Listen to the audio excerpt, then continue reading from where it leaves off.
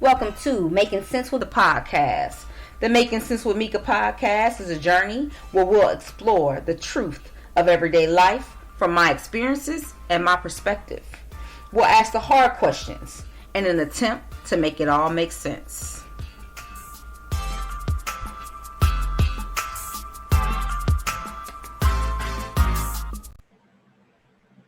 Hey y'all, it's the Making Sense with Meka podcast, and today we have a special guest. We're going to discuss some amazing topics and just get down to the root of things and do what we do. We make it all make sense.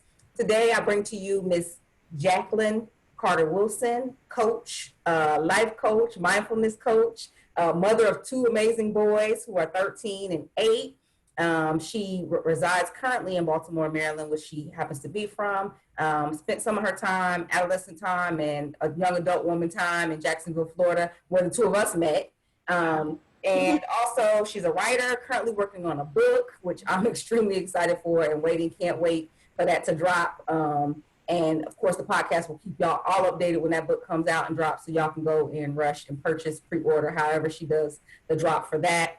But her life is based on mental health, and she helps people through coaching with getting control of their mental health and moving forward in life. And that's the basis for her career. That's her passion, what I would consider her purpose. She's an amazing person, an amazing friend. Like I said, I consider her my sister from another mister. We've known each other 15 years now, I think it was, 2005, somewhere around there. Because MJ's 13, so yeah. Yeah, about 15 years. That we've known each other and been friends ever since. Just a really cool person. And like I said, I consider her my sister. And, you know, we share some of the same, not necessarily the same background, but some of the same passion and inspirations and the need to motivate others and wanting to inspire and encourage people through, you know, their issues, whether it be mental health or, you know, stress or life occurrences, whatever may be going on. So I'll bring to you today Miss Jacqueline Carter Wilson. Hey, Jackie. Hey, sis. Thank you. Thank you so much for having me. I'm excited.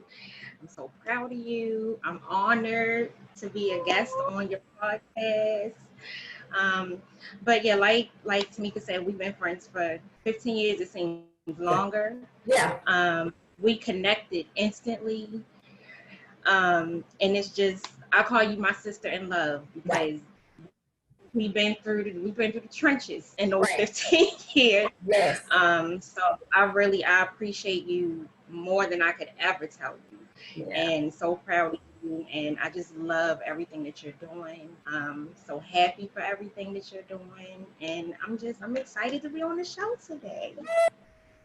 The admiration is mutual. We have the same love and respect for each other. We watch each other's journeys. We've been there through, you know, her loss of her father, through my divorce, through my new marriage, through raising both of our kids. I was with her when she found out she was pregnant with her first son. So, like, yes. There's so many stories that we can go on and on about. But oh my goodness. That was what it was about. That was so funny. Of Making Sense with Meka, the podcast. We want to get down to a very sensitive topic, I would say, for the Black community. A topic that I would feel that a lot of Black people like to try to keep on the low. Like, we don't even want to admit that it's an issue, but it's an issue. Like, deep down, it's an issue. And in my mind, this topic for this discussion is the light and dark of it all. You know what I'm saying? Like, as anyone who is going to log in and watch this podcast, you can see me and my sister are both women. We're both beautiful women. She is a darker, melanated, beautiful Black woman. I am a lighter, melanated, beautiful Black woman. But at the same time, we're both beautiful Black women. You know what I'm saying? Like, that difference in us, to me, is nothing. Like, when I look at her, I don't see that. That's not what I see when I look at my sister. You know what I'm saying? I see her beauty. You know what I'm saying? Like, I'm not so much focused on the color of her melanin. I'm just, because she's beautiful to me. You know what I'm saying? So I've never gotten caught up in that.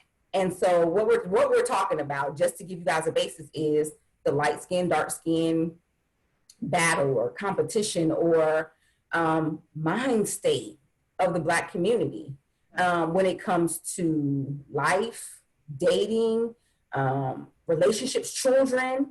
You can even break it down to hair types, just those things that generate self-hate amongst us in the community versus, and it pits us against each other, whether it be against sisters or against brothers, or even in family dynamics where you have one sibling who is lighter or darker than the other sibling. And I've heard stories of people feeling like they've gotten treated better or worse because of their skin tone in their own family.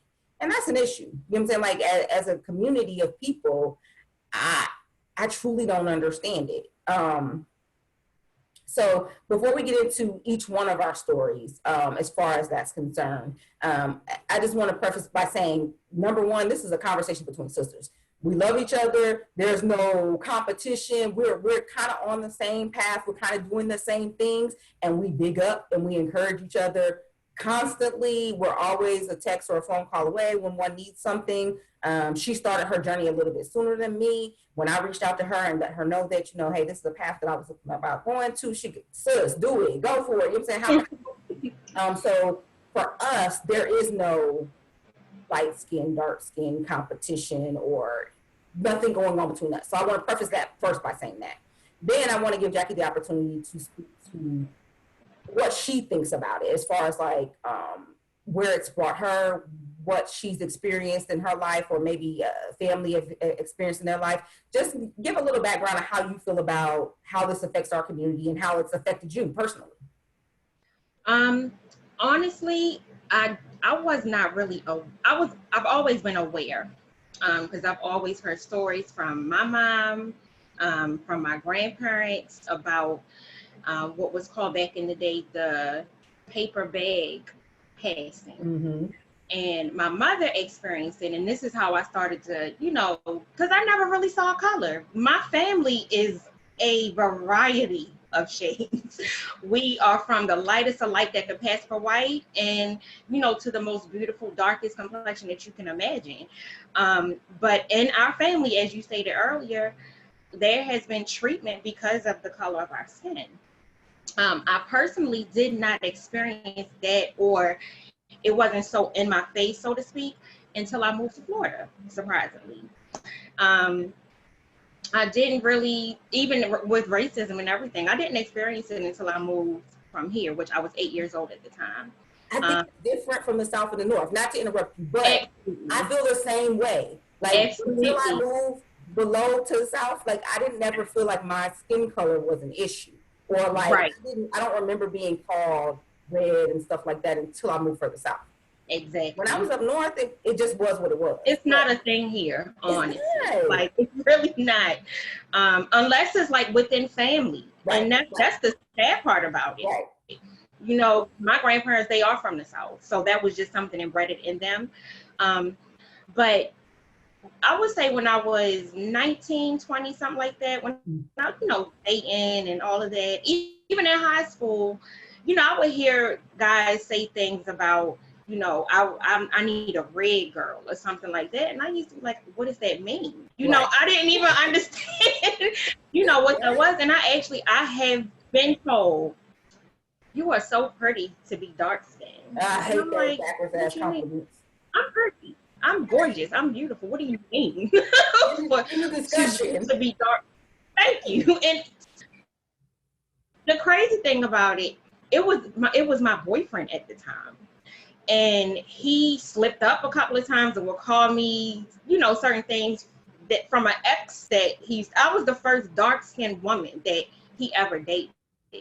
And he made it a point until I, had to did it at that point, like, look, if a skin tone is what attracted you to me, we don't need to be together. Right. What else is it about me? I need more than just my skin tone, because I'm not a project for you. Right. I'm not I'm going to try. Thank you. I'm not that.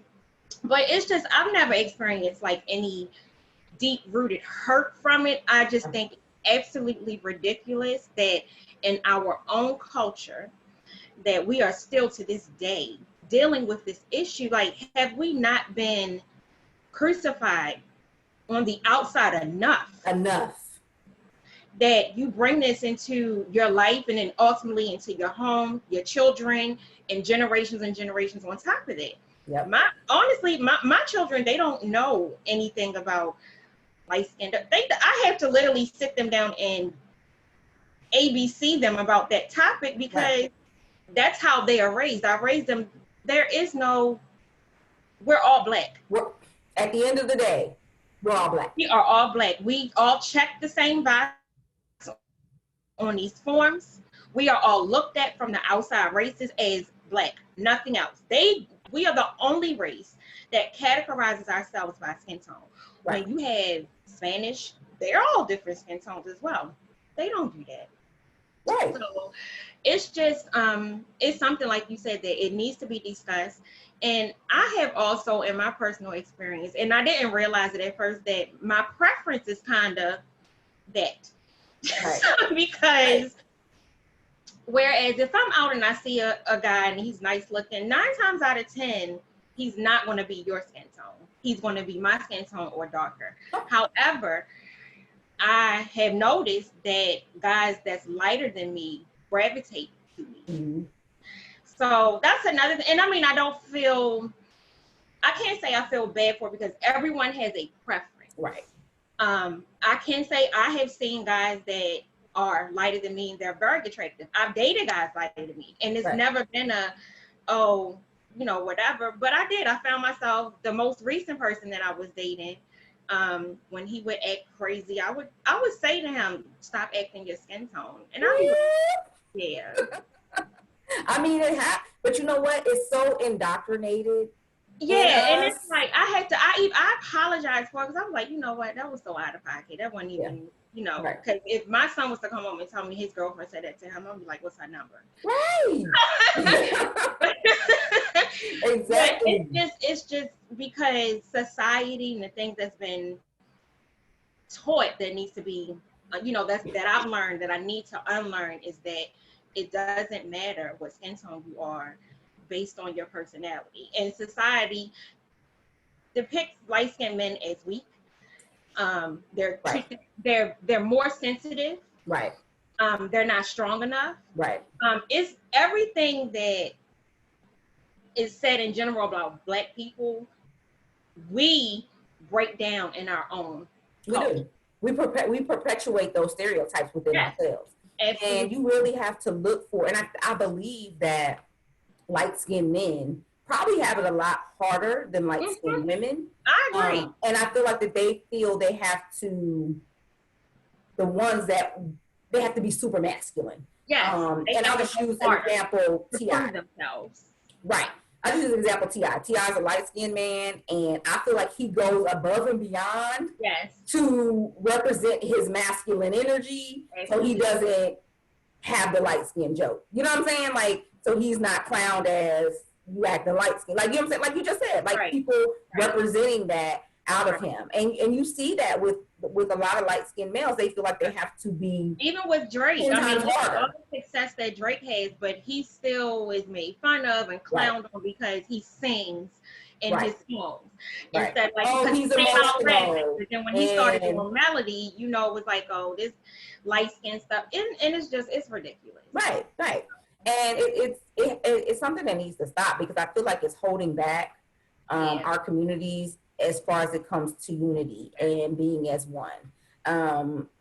We all have the same battles. I really, really do believe. And I know some people feel like that there's a competition, or your lighter skin gets you an opportunity that maybe your darker skin doesn't. I don't know. I don't feel like I've had light skin privilege. I don't know where I would have gotten it from. I probably have the blackest name on earth. So when I send in a resume and they see Tamika, they ain't no white Tamikas, yo. Like, they see Tamika on the thing, Tamika black. You know what I'm saying? Like, at the end of the day. So before they even meet me, you know what I'm saying? Like, they've seen my resume and they see my name. And 9 times out of 10, they come to the assumption that I'm a Black woman. Mm-hmm. And at the end of the day, they're either choosing to not hire me based on that, or hire me. You know what I'm saying? Like, it's a double-edged sword. But at the end of the day, it doesn't have anything to do with my particular skin tone because they haven't even met me. You know what I'm saying? So like, I'm not sure that I've experienced privilege behind it. Now, have I? Maybe, I don't know. Maybe in the dating world more than anything. You know what I'm saying? Maybe guys have looked at me and said, oh, you know, she's light skinned, you know what I'm saying? Like, that's my type of thing. But again, that's a preference. That's a type. Right. I don't think that allows any type of privilege that comes along with it. But I'm talking about like hiring or getting an opportunity per se because of. Now, I know, like you mentioned Drake, I mentioned T.I. I know that kind of stuff is probably more prevalent in the music industry and industries where you're in front of the camera. You know what I'm saying? Like, oh, light skin looks, you know what I'm saying? Like that type of thing. I've heard the battles with, I think it was Destiny's Child and Matthew Knowles, the father at the time. I know Latoya and Latavia, the two that left the group early on, they both discussed how he wanted Beyonce to be the lightest and brightest and kind of like the face of the group based on her skin tone. Right. Again, I really believe it's a Southern thing more so than. I do too. And outside of it, like with our experiences, like I said, I didn't experience like racism or things about my skin tone until I moved to Florida. And it was shocking because here it was never a thing. Right. But I also started to take notice, even in like the music videos, the light-skinned version of women, they are always depicted as the forefront. Right. And it's like when I see videos where the dark skin complected women, I'm like, yes, go. Right. And it's sad. We have to cheer for that. Yeah, but it's like, and I cheer for it, but then it's like, damn, I shouldn't even have to cheer for this. Like, because it's a Black woman, period. It shouldn't matter. But I guess me being darker complexion, I do feel that we get the shorter end of the stick when it comes to things like that. Right. Because the beauty is not looked at, the skin tone is looked at. Right. And even with women of your complexion, you're depicted sometimes as being, I don't want to say like hoish, but sometimes you're like light-skinned women, they're depicted as, oh, she a gold digger, or she over-sexualized. Right. Like all we're good for is sex. Yeah, the most thing I see about women, like in between Black women, is women of my complexion will make comments in regards, oh, she thinks she cute because she light-skinned, or she thinks because she got good hair, she this and this and this. Right. I have women close to me where I have to like kind of check them. Yeah. Because it'll just be, well, who is that light-skinned girl? Why does her skin tone matter? Right. And it's just, I just don't understand it because I have never been on that end of it. Like I had most of my close friends that are like my sisters are your complexion. Yeah.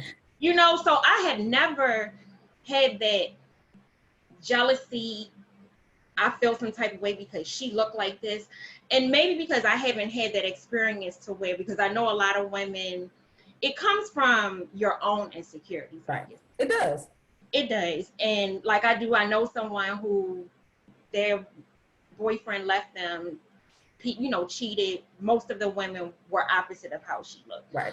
So it's only normal, unfortunate normal, but it's normal for you not to like the way this person looks because this is the experience that you had. You understand what I'm saying? And I just think it's sad. Yeah. And people have to rationalize that too, though, because it's that would be the same as, oh, I'm a heavier set woman and my husband or a boyfriend at the time cheats and he only cheats with skinny women. Right. You know what I'm saying? Like I can't hate all skinny women because you know what I'm saying? Like that's when you choose to cheat. Right. Like you know what I'm saying? Like, that's just how things go, unfortunately. At the end of the day, the man was just a hoe. Let's just keep it 100. You know what I'm saying? Like it probably would have been anybody. Like that's just who was there at the time. So but I realized, I think that in my household, so growing up, in my household was me, my younger sister, my father, and my mother. My mother is probably a shade or two lighter than me.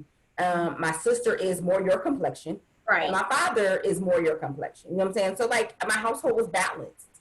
I was raised by a beautiful dark-skinned man and a beautiful light-skinned woman who happened to love each other and had these two kids who happened to be a mix of both of them. Right. And so that's been my reality my whole life. I've always looked at my mother as beautiful, and I've always looked at my sister as beautiful. And I think that my sister, in my mind, my sister looks just like my mom, just with your skin tone. Mm-hmm. And I look just like my dad, but with my mom's skin tone. And so I always felt opposite of what people would think. I always felt like the ugly sister. Not the ugly sister, but not the prettiest sister. You know what I'm saying? Like growing up, I felt like my sister looks just like my mom. My mom is beautiful. Mm-hmm. And my sister looks just like her. Her skin tone is darker, but my sister's beautiful too. You know what I'm saying? Like, and I look like my dad. Now, my dad's handsome for a man, but it ain't too hot to be the girl that look like your daddy. You know what I'm saying? Like, right. You know what I'm saying? I'm walking around looking like a man. You know what I'm saying? Well, look like your mom. You know, you get what I'm saying. Yeah, I completely understand where you're coming from, because I used to feel like when I would be told, so if I would see, so in the neighborhood where we grew up, like everybody knew my family. Mm-hmm. So if someone in the neighborhood would see me, oh, you Bird sister, you know, that's my sister's nickname. Right. You Bird sister, you look just like her. And I'd be like, looking like, I don't look nothing like my sister. But you know why I used to think that? Until I started seeing pictures, oh, we do look alike. Right. But me and when I say we are complete opposites. Yeah. I'm 5'5", way bigger than her. Yeah. My sister is maybe 4'11". Right. And she's lighter than me. Me and my sister have different dads. Right. Both my mother and my father are my complexion. Right. And my sister's dad was her complexion. So she took on the lighter complexion side from her father's side. So I used to always think, number one, we don't have the same father. Number two, we don't look alike. Mm-hmm. You know, we might have the same features. But then when I started to see pictures of us when we were younger, even now, like, yeah, we do look alike. Yeah. But I used to think we didn't simply because of that. You definitely can tell you two are sisters. Like, you know what I'm saying? And when even down to like my niece is my sister's complexion, and people tell me all the time, Ralisha look just like you. My great niece, Ralisha's daughter, is your twin. People tell me all the time, they think that's my daughter. Because is your twin. Like, she looks like me. When I see Khalees, all I see is Jackie. I'm like, that you could have definitely had her. Like is your twin. So funny. It's like, because sometimes you won't see it until generations pass down. But right. Yeah, I used to feel that same way, you know. And I can't say that I ever thought that my sister was prettier than me, because I look at all women. Like, right. I have always been in awe. And don't get me wrong, I'm not, you know, lesbian. I've never labeled myself, but I look at women. Right. I love, especially Black women. Right. Like, and I tell my sons, and by no means am I against any other culture. Right. But we want what we want for our children, bottom line. And I tell them all the time, I don't care who you date as long as you are being treated well. However, look at all the different skin tones you have to choose from in us. Right. So I would prefer you go that way than the opposite way. And it's not because of the skin tone, it's because of what will be relatable when you're an adult dating. Right. You know, it just goes deeper than that. But yeah, I've never that's the same thing I've always in the household. Like, I never experienced that. I never heard of anything like that until, you know, my mom explained to me, one of her aunts, one of my grandmother's sisters, mm-hmm. She never, you know, took a liking to her because she would always cater to my my cousins, well, my mom's first cousin, my second cousins, that were your complexion, mm-hmm. you know, lighter. And most of my grandmother's sisters, they are all lighter. Okay. But their children, grandchildren, you know, they were all catered to. And then when it came to, because my grandfather is my complexion. Right. So my aunts, uncles, like I said, my family, we are full of different shades. Yeah. But my mother, you know, she shared with me growing up that her aunt would treat her differently, like openly. Mm-hmm. And during that time in the South, because my grandparents, they were born and raised in Sumter, South Carolina. Yes. And that was the dynamic. Mm-hmm. That was what they were used to, and that's what they were accustomed to. And it was just I guess, kind of sweep it under the rug type thing. Yeah. You know, and it's just like, I feel so sad for her when I think about it, because I can't imagine knowingly as a child that I'm being treated differently simply because of my skin tone, but we're the same, you know? And when you think about it, like I go back even further than that, from like our parents and their generation. Just think about like the whole, because we know where this skin tone comes from. It comes from slave masters raping slave women and producing children. But can you imagine, like, so you got the darker skinned slaves who happen to be field workers, and then because the slave master happened to produce a mixed breed child, that particular slave got to be in the house. But can you imagine being the child of this man who not only raped your mother, but you know what I'm saying, like, who probably had a husband at the time, who is considered to be your father because they can't say that the slave master's your father. You know what I'm saying? Like, so your father's been beaten, your mom's been raped, and now you living in the house with this man who did all this. You know what I'm saying? Like, that's not an honor. That wasn't a privilege. Yeah, I was in the house, but I don't really consider. I mean, I have to live with the man that I probably hate. Right, and that's where, and literally DNA is coded. Like, everything that has happened to us over the last 400 years, I don't give a damn. People, oh, forget it. Slavery was 400 years ago. It's coded in our DNA. We literally, every Black person in America has post-traumatic stress syndrome. I don't care if you feel like you personally go through it. You have post-traumatic stress syndrome because it is coded in your DNA.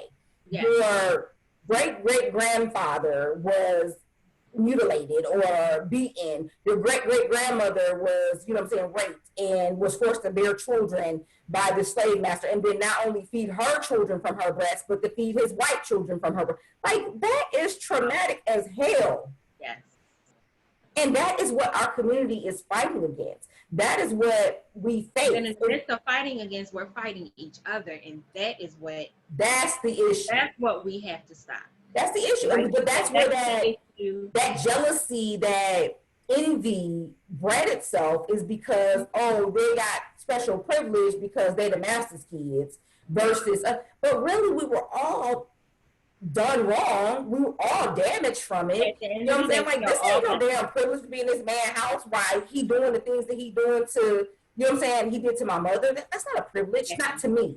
Now, I didn't live during those times. Yeah, maybe they were a little more comfortable, but it was still some traumatic going on during that time. Like, everybody. I can only assume that back in those days, it was probably the picking of the lesser of two evils. Right. But regardless, like you said, it is still embedded in us, and it is every single person that has a strand negative 1% of Black in them have post-traumatic stress syndrome. Yes. From this. And especially the ones that that add to this breaking of us and of skin tone. They are probably the main ones that experience that, and you know, within their ancestors. And it's sad, you know, but this conversation is one of many that needs to continue to take place to break this cycle. It does, like, because otherwise, we as a people, we will never get to where we rightfully should be, not deserve to be, rightfully. Right.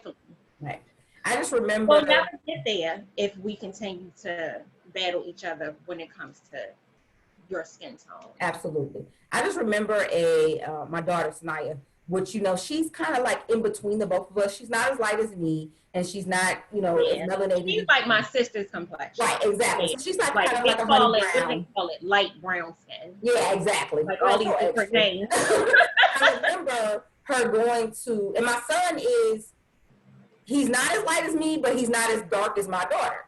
So like, he's kind of like a little bit on the lighter side. So I haven't asked him has he ever dealt with the light-skinned man issue. But I do know he loves dark-skinned women.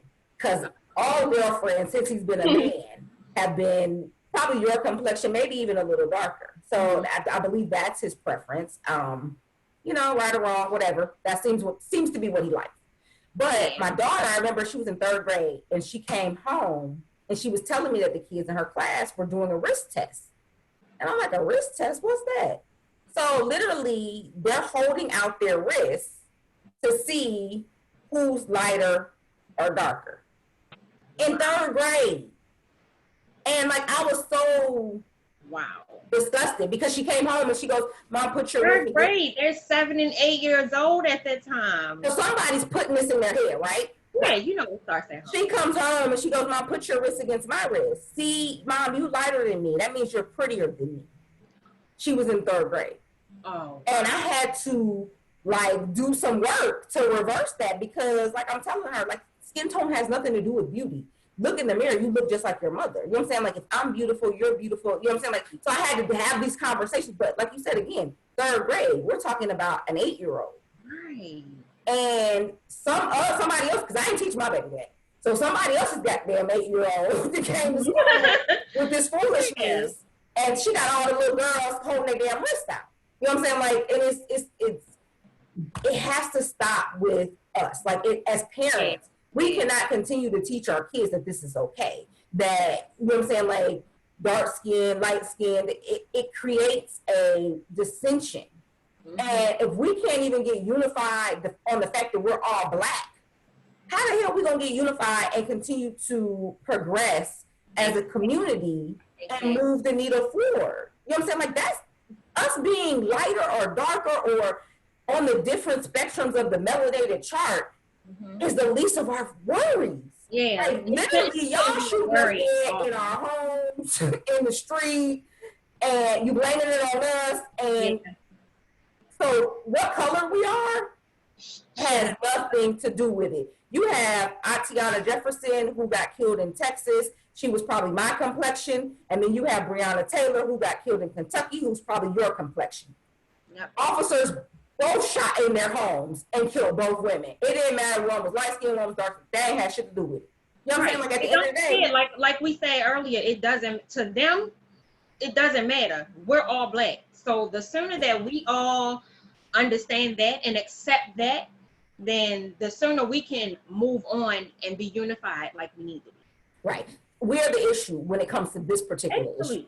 Like, you know, our communities suffer because of it. Our children suffer because of it. I think our families suffer because of it because they literally have people who are looking for a mate of a particular complexion versus looking at someone for their spirit and their soul and their character and their morals and their values, then you're causing a breakdown of a possible family. Yeah, definitely. Like we're suffering from this in so many ways.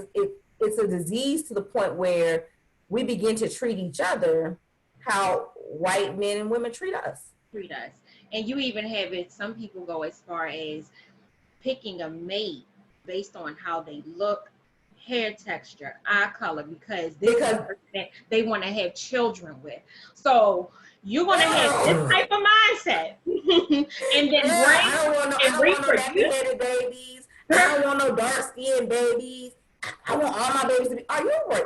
What the hell?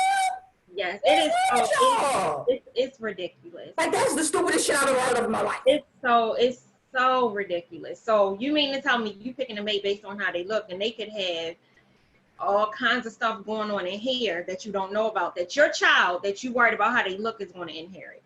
Okay.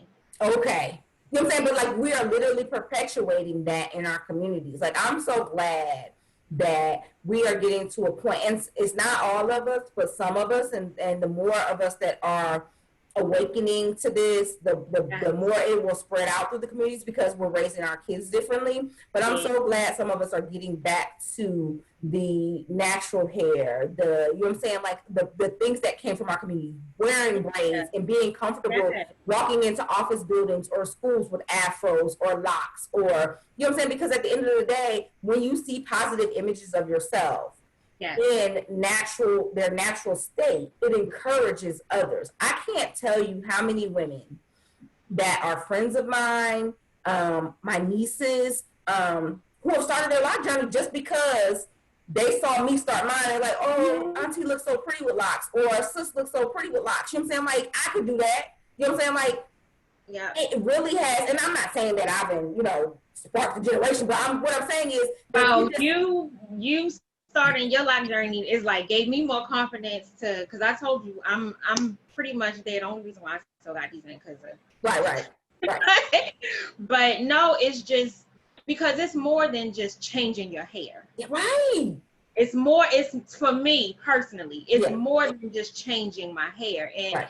honestly, like, and I love the fact my kids want a lot. So we are planning to do it all together and start, because it's more than just about how I want to look. Right. It's about how I want to feel. Right. And I think that's another thing. We're the only culture that put so much emphasis on altering our natural. Right. And whether, I mean, and don't get me wrong, I have worn weaves and I get my nails done, and I mean that's fine, but I'm not doing it because of how I want other people to look at me. I do it because I feel good. Right. You know what I mean? But even with that, and other cultures, I'm not going to single anyone out because it's not just one particular one, but at the end of the day, we are the most copied. Yet and still, we still go at each other like we do when look at all of these people trying to be us. And I mean, this is beyond just women. You know what I'm saying? We are copied. Period. By our looks, by the way we talk, by the way we wear our clothes, even by the way we teach our children. We set the tone. We set the standard. We the hot shit. Everything. We the hot shit. Like they go after what we put down. Then that we are a threat. We have been since day one, and that is why everything that's happened to us has happened to us. Yep. We are a threat. And the more we start to recognize the strength that we can produce and how people are threatened and stand solid on that, right, we could be unstoppable. But we too busy fighting each other right now. And I mean, don't get me wrong, I love, even though it came out of tragedy, I love the unity that I'm seeing our culture kind of come together. And it is different. It's a difference, but it's still a lot of the same things that we ourselves, not the outside, but we ourselves still give to each other that we shouldn't. Right. You know, the hating. Just like you said, when you told me that you was ready to start your podcast, I was like, yes. So every time I saw any links about starting, and mind you, you know, I wanted to do one too, and I still do, but it's just like, yes. And when I see any of my friends, family, even people I don't know, because people on social media will kudo you to the world more than people that actually know you. You know what I'm saying? So I receive so much support from outside people who don't know me. Yeah. So when I see stuff like that, it makes me feel good. You know, it's like, yes, this is what we need. We need more entrepreneurship. We need to start this generational wealth for our children. Right. So anytime somebody accomplishes something, it's no hate. It's damn, I know when I'm getting ready to start that journey, I can go ask her. You know, see what corners that she can give me. We can work together. Right. We can get this bag together. You know, it's never she do this better than me, so I'ma just, or I do this better. You know, it's just so much. If that was me, I would do it this way. Or if that was me, I would like all the extra. Nobody want to hear mine. I know what she's been through. You know what I'm saying? Like I know she. You know what I'm saying? Like I know she been through a divorce and she this and she that. You know what I'm saying? Like stop with the hate. Like stop with the. If you can't encourage your brother or your sister in their journey and inspire them, then just shut up. Like that's how I feel about it. Like if I don't have anything positive to add, I choose just not to add anything. You know what I'm saying? Like I'll just keep my mouth shut. You know what I'm saying? Because sometimes your voice isn't needed. You know what I'm saying? Like sometimes it just isn't required. But when you have something that you can definitely add to someone, if you see someone who's starting something who is starting out and you have any type of expertise in that, offer your assistance. You know what I'm saying? Especially if they're your friend. It's not going to take anything away from your skill set or your purpose. Your purpose is just that. And what's meant for you will be for you. Nobody can take that away. If it's meant for you to have a podcast, if it's meant for you to have a coaching business, if it's meant for you to run a t-shirt business, no one can take your clientele. What's meant for you has already been set. The universe has already conspired on your behalf, and no one can take it from you. You know what I'm saying? Like, it's up to you to go after it and Exactly. do what's necessary to, you know what I'm saying, to get it done.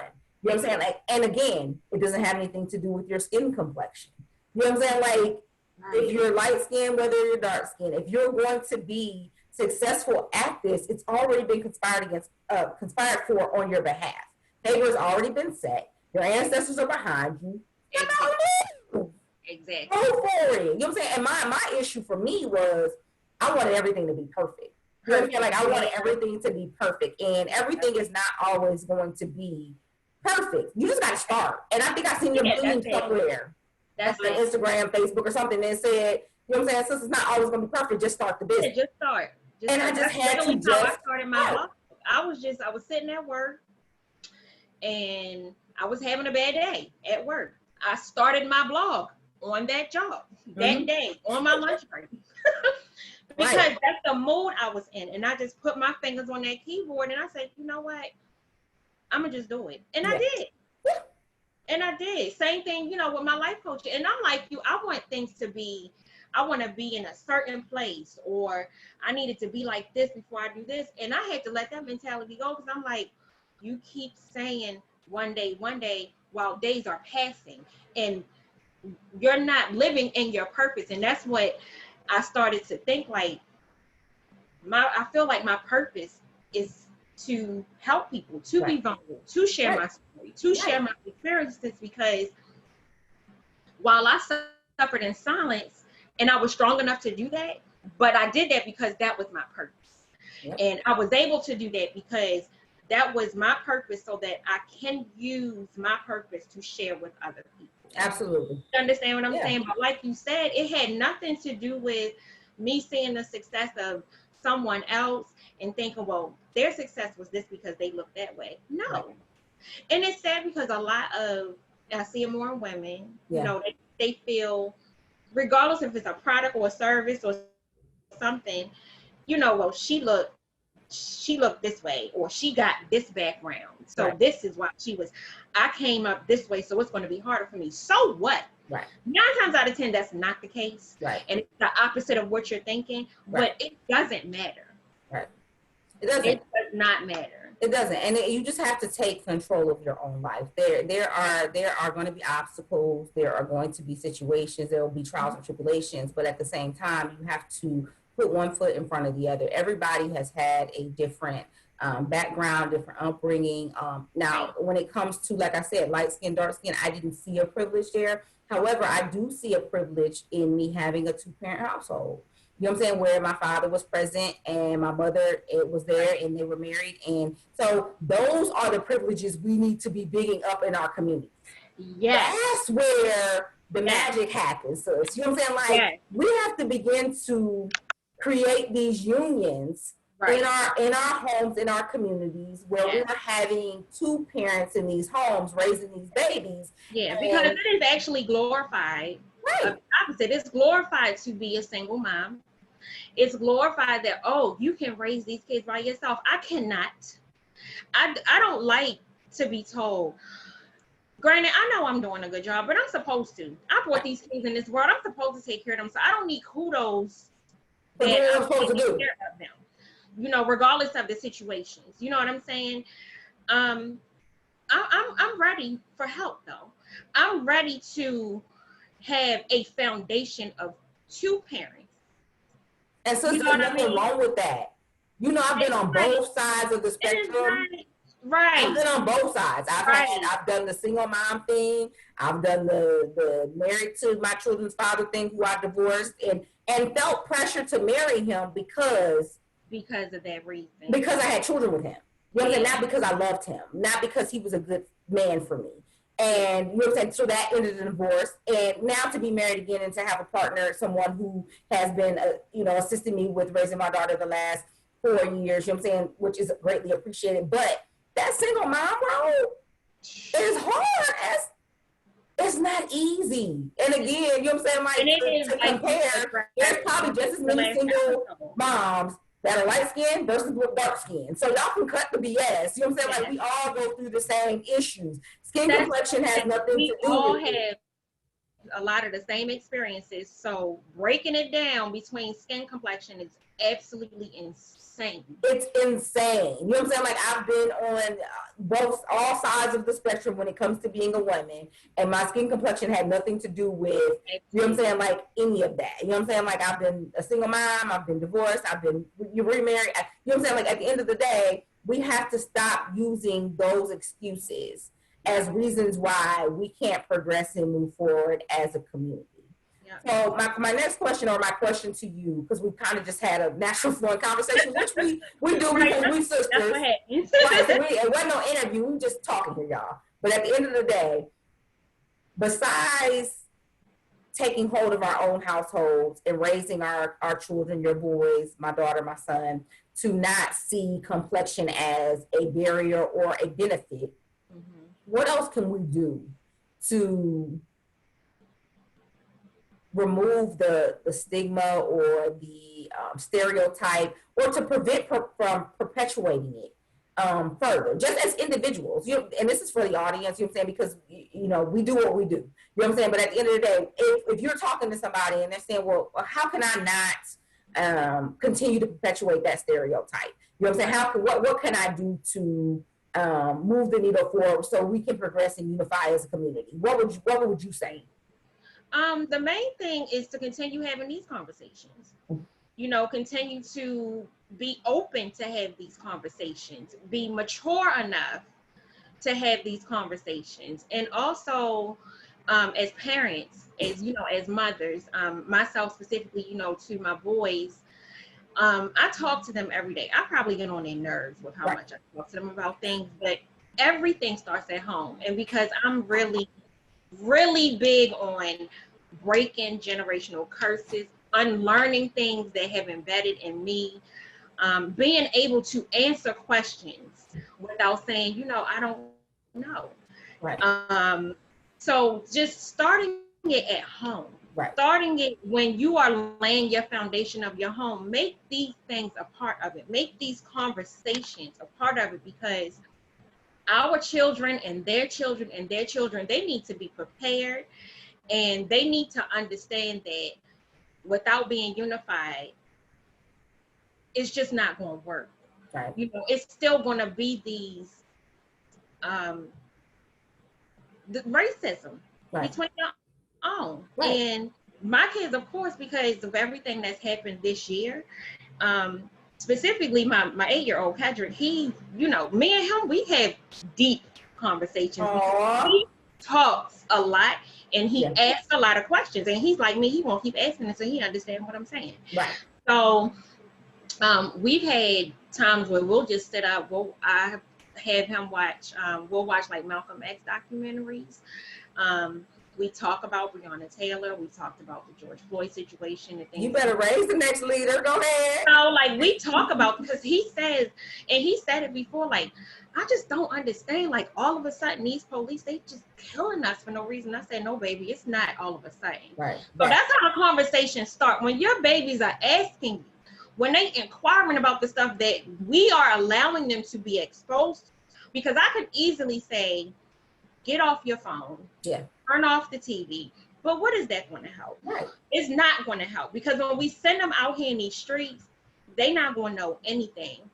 Nothing. So having these discussions about how, and even setting them up for what might come. Right. And you know how big we are on manifestation. So I am not going to sit here and manifest that when my kids are grown men, they're going to go out here and they're going to experience that. However, I am a realist. So we will talk about, hey, you might be in this situation. You might like this girl and she might not like you because of how you look. But you know what? It's cool. You still good. Right.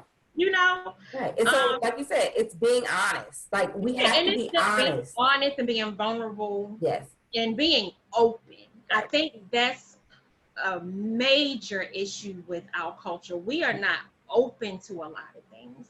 And again, I feel like that's, kind of inherited. Right.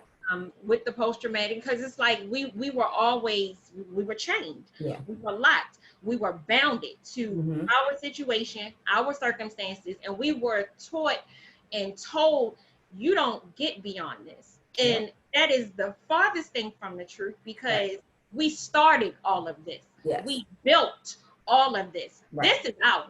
Right. So what you're not going to do is tell us what we can't have, what we can't do. Right. So it's just that, like I said, it's the matter of being open to having these kind of conversations, even having like forums and open tables, having people share like we know in our experiences, and asking the question, how can I help you get past this? That's another thing. We don't offer help enough. I mean, it's only 2 of us, where it needs to be hundreds or more. Asking, sis, bro, this is what you're dealing with. You are relating your experiences because of this past experience. Talk to me about that. Right. And that's just all in a whole, which is probably a whole nother episode, but getting the Black community to talk about mental health and how it affects their everyday life. Yeah. And it's just, it's the what society has pinged on us as a culture and what's really the truth. Right. Speaking and these, having the open conversations. Right. And these issues, this light skin, dark skin, this things that have been perpetuated, because again, we didn't start this hate for each other, I don't believe.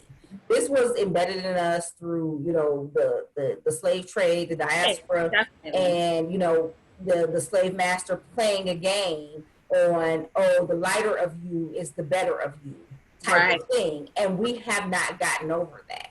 So again, open and honest conversations have to start. You have to begin to be honest with your children about what you faced and what you dealt with, but you also have to be raising your children to be mindful that this is not the way the world works. If someone dislikes you because you're Black, it doesn't matter how light Black you are, it doesn't matter how dark Black you are. They don't like Black people, period.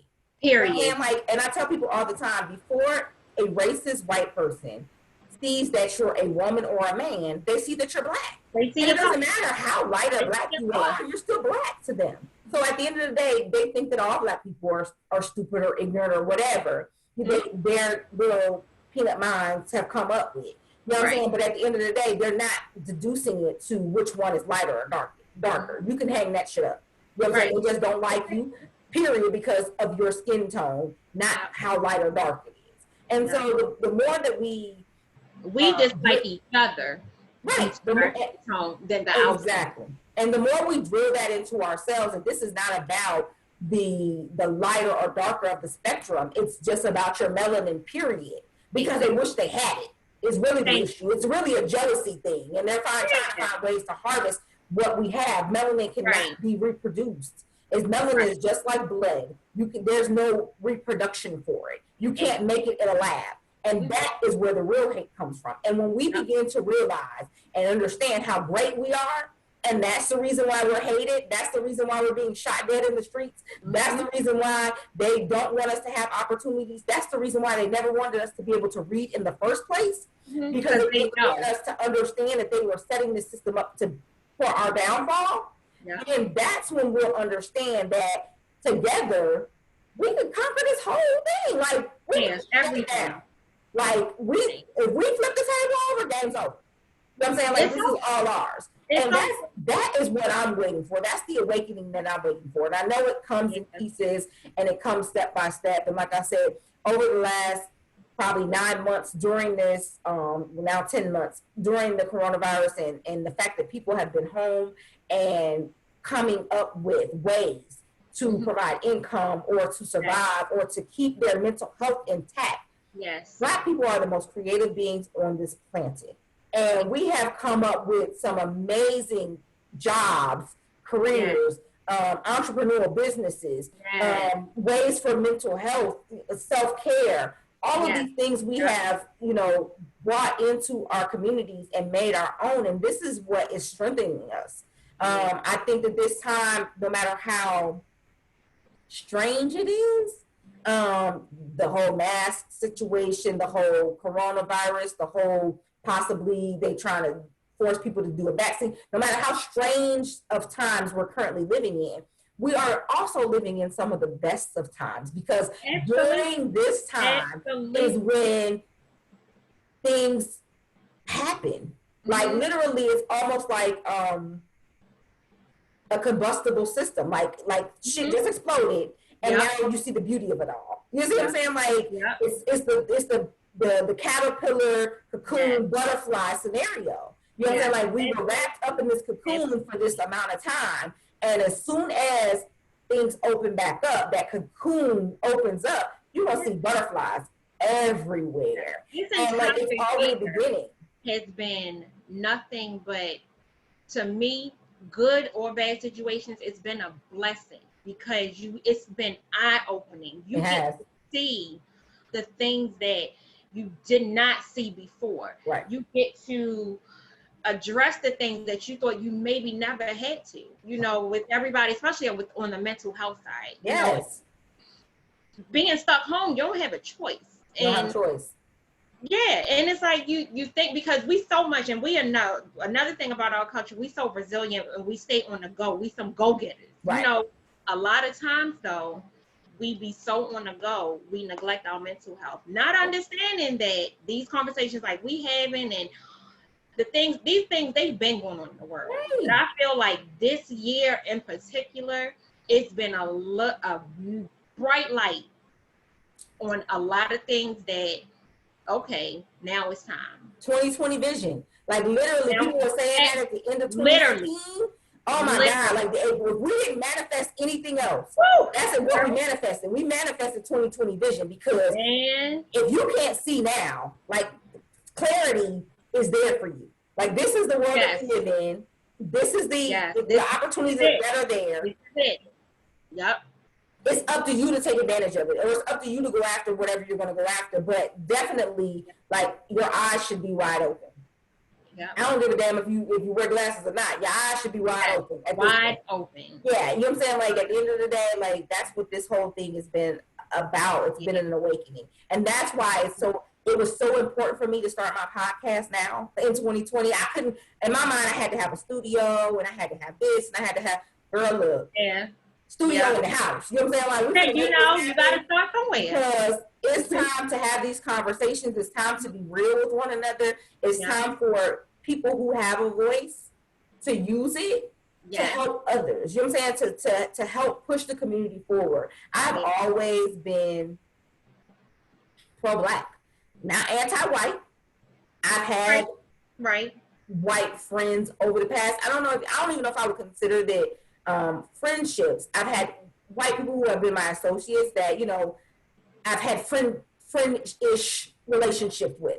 But I've always been pro-Black. I am for Black marriage. I am for Black children. I am for Black women. I am for Black men. If it's Black, I love it. You know what I'm saying? Like at the end of the day, that's just always been who I am. And I think that was part of how my father raised me. But even still, that has been instilled in me. And that is part of my passion and part of my mission is pushing Black people forward. You know what I'm saying? Making sure that we are taking care of ourselves, making sure that we know how to survive on this planet. You're making sure that, we are loving one another, making sure that we are encouraging and inspiring one another. You know what I'm saying? Like that is so important. And the least of our worries. Very important. The least of our worries is how light or dark we are.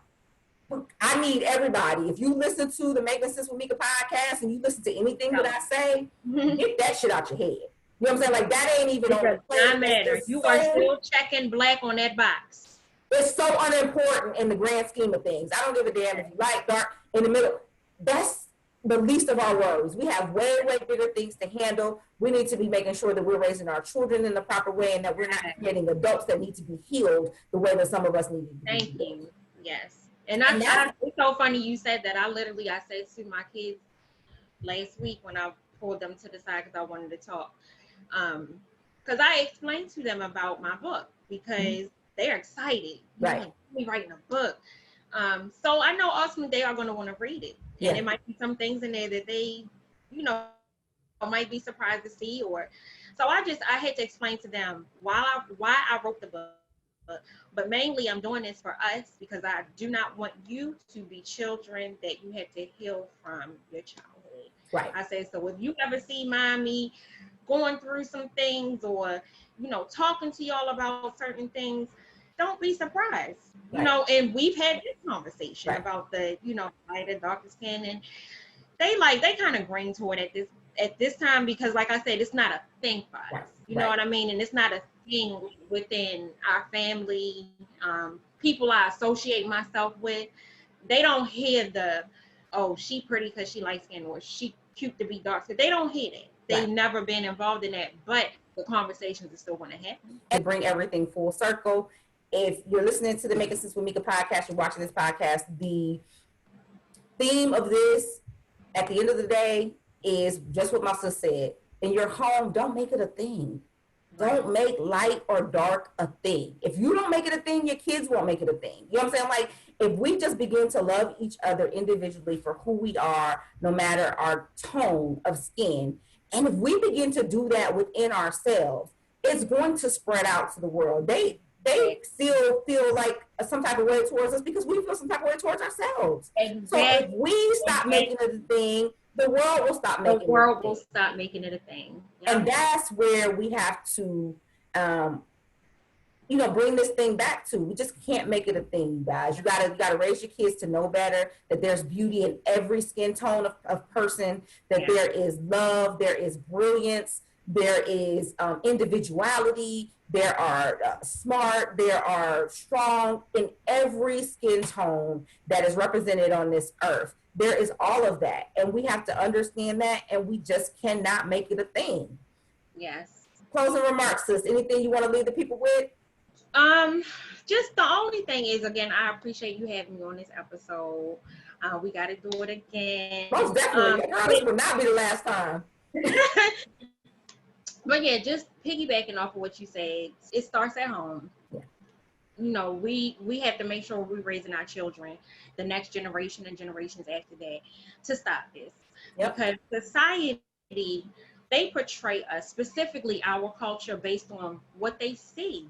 Right. If we show them that we are unified, that's what will start to be portrayed, because what else can they portray? They can't do anything else. They can't put stigmas on us if we stop putting them on ourselves, then they won't be able to do it. Right. So my whole thing is just the light skin, dark skin, it does not matter. The casket needs to be closed on this. Closed on it. Most definitely. Yes. Y'all, that's Making Sense with Meka, the podcast. We appreciate you. Love you. Bye.